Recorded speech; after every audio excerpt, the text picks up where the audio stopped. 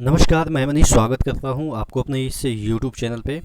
दोस्तों, आपके RRC group D के जो एग्ज़ाम होंगे उसमें बहुत सारे ऐसे लोग होंगे जो कि ट्रैकमैन के लिए कार्यरत होंगे। जैसे ही आप एग्ज़ाम क्वालिफाई करेंगे, सभी चीज़ों को क्वालिफाई करेंगे तो आप ट्रैकमैन बनेंगे।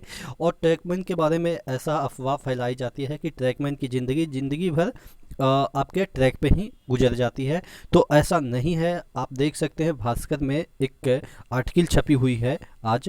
देखिएगा, आप पढ़े लिखे पॉइंट्समैन, गेटमैन और ट्रैकमैन बन सकेंगे स्टेशन मास्टर। जो भ्रांतियाँ ये फैली हुई है कि ट्रैकमैन जो है उसकी ज़िंदगी एकदम से बदतर हो जाती है, कभी आगे बढ़ने का मौका नहीं मिलता है, तो ऐसा नहीं है।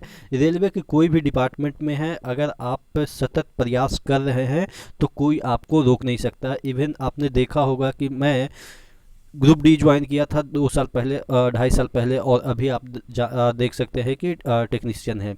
तो शुरुआत में लगेगा कि नीचे की जॉब मिली है, लेकिन अगर आप निरंतर प्रयास करेंगे तो यहाँ पे बहुत सारे ऐसे पोस्ट है। इवन आप बी ग्रेड, ए ग्रेड की भी पोस्ट पे जा सकते हैं, क्योंकि अब ओपनली सब चीज़ होता है। आप एसएससी बन गए, एसएससी के बाद अगर आप एलिजिबल ओबीएस हो जाते हैं बी ग्रेड पोस्ट के लिए, तो वहाँ पे अप्लाई फॉर्म कर सकते हैं, फिर बी ग्रेड पर गेजेटेड ऑफिसर बन सकते हैं। तो तमाम जो ऑप्शन है वो खुले हैं, आप देख सकते हैं यहाँ पे लिखा हुआ है। तो हम और भी जो डिटेल में पॉइंट है उस पर चर्चा करेंगे। इससे पहले वीडियो शुरू हो, मैं आपको बता दूं कि टेक्स्ट बुक का बिन वीकेंड ऑफर चल रहा है, जिसके तहत जो अभी ऑफर था उसको बढ़ा दी गई है। यानी कि 499 रुपया जो कॉस्ट पड़ रहा था एक साल का, वो बढ़ा के इसी पैसे में आपको 18 महीने दी जा रही है पास। और इस पैसे को भी घटा दिया गया है। अगर आप ER Manish coupon code use करते हैं तो यहाँ पे 124 रुपये का डिस्काउंट मिल रहा है।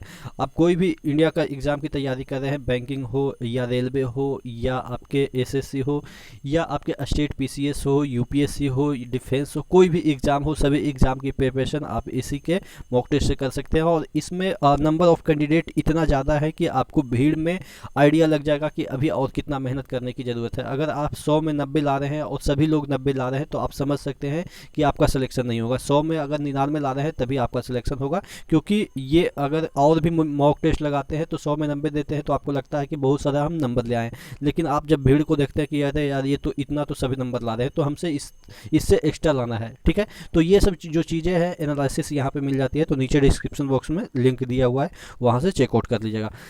तो हम बात कर रहे थे ये जो आर्टिकल छपी हुई है कि पढ़े लिखे, देखिए ऑब्वियस है कि अब जो अभी जितने भी लोग पेपर दे रहे हैं वो तो सब पढ़े लिखे होते हैं।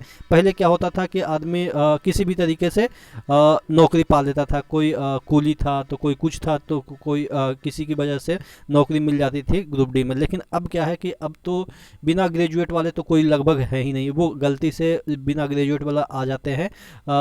जो बहुत टैलेंटेड होते हैं वही लोग आ जाते हैं, 12th पास किए और फॉर्म भर दिए और उनका सिलेक्शन हो गया। लेकिन लगभग 90 से 95% ऐसे लोग होंगे जो कि ग्रेजुएट ही होंगे। तो यानी कि सब पढ़े लिखे ही होंगे और सबको यहाँ पे अपॉर्चुनिटी मिलती है। तो यहाँ पे देखिएगा, स्टेशन मास्टर पर था अधिक कार्य का बोझ। और जितने भी कार्य आप समझ सकते हैं, स्टेशन मास्टर क्या, कोई भी अभी का रेलवे का विभाग ऐसा नहीं है जहाँ पे कार्य का बोझ नहीं है।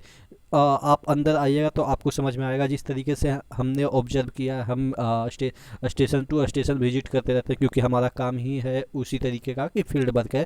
तो हमेशा एक स्टेशन से दूसरे स्टेशन जाना पड़ता है। तो वहाँ हमने देखा है कि जितने कर्मचारी, इवन एक स्टेशन मास्टर टिकट भी काट रहा है, अनाउंस भी कर रहा है, उसके बाद गेट भी खोल रहा है। मतलब कि एक स्टेशन मास्टर से ही पूरा स्टेशन चल रहा है और उसका पॉइंट्समैन किधर गया कोई पता नहीं है।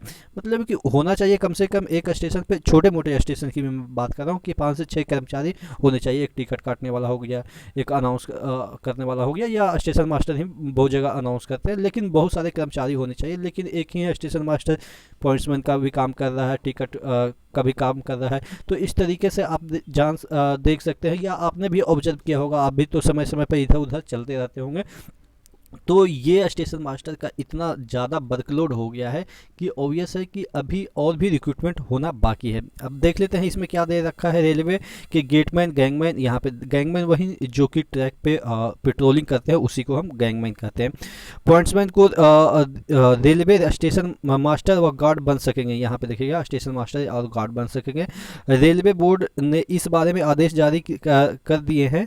रेलवे बोर्ड ने तत्काल रिक्त पदों पर सीमित विभागीय परीक्षा एलडीसीई के माध्यम से चतुर्थ श्रेणी कर्मचारियों की पदोन्नति देने के आदेश दिए। देखिए मैं बात कर रहा था रेफरेंस लेके कि ट्रैकमैन को जल्दी प्रमोशन नहीं मिलता। देखिए प्रमोशन तो आप मान के चलो कि अगर आप विभागीय प्रमोशन की बात करते हैं जिसमें कि समय के दर पे आपका प्रमोशन होता है, कितना सीट खाली है उस पर भी मैटर डिपेंड करता है। ऐसा नहीं है कि 5 साल हो गया 3 साल हो गया तो आपको प्रमोशन मिलेगा ही मिलेगा। हो सकता है कि आप 1 साल में ही प्रमोट हो जाएंगे। क्यों? क्योंकि आगे वाला वैकेंसी अगर आपके ऊपर वाला वैकेंसी खाली है तो ऑब्वियस है आपका प्रमोशन हो जाएगा। तो इस तरीके से प्रमोशन बहुत सारे फैक्टर पे डिपेंड करता है। ऐसा नहीं है कि मतलब कि सिर्फ और सिर्फ एज पे डिपेंड करता है कि कितना साल तक आपने नौकरी किया। बहुत सारे फैक्टर हैं उस पर डिपेंड करता है। तो ये सब जो चीज़ें हैं आपके जो बिहेवियर है वो सब चीज़ें भी इसमें मैटर बहुत सारी चीज़ें करती है। और लेकिन हाँ एलडीसी हो या आपके जो जीडीसी है उसमें कोई मैटर नहीं। जीडीसी में तो लगभग नहीं मैटर करती है। आप आज ज्वाइन किए 1 घंटे के बाद अगर फॉर्म आई तो आप उसके लिए भी एलिजिबल हो जाते हैं। तो बहुत सारे ऑप्शन है कि अगर आप रेलवे ज्वाइन करते हैं तो स्टेट गवर्नमेंट से ज़्यादा ही पैसा आपको मिलेगा। ये मतलब कि ऑब्वियस है। अब मैं पैसा की बात कर रहा हूँ लेकिन हाँ वो अलग बात है कि सुख शांति मिलेगा कि नहीं मिलेगा, कितना दूर जाके आप जॉब करेंगे वो अलग मैटर। लेकिन हाँ स्टेट गवर्नमेंट से कोई भी सेंट्रल का नौकरी हो, ग्रुप डी का ही मैं बात कर लेता हूँ, ज़्यादा ही आपको मिलेगा। इवन ग्रुप सी का जो स्टेट में जॉब का आप कर सकते हैं सैलरी है और ग्रुप डी का इसमें सैलरी है वो लगभग बराबर ही है। इवन मुझे लग रहा है कि ग्रुप डी का ही ज़्यादा है ग्रुप सी से स्टेट वाले के रिस्पेक्ट में अगर बात करें तो।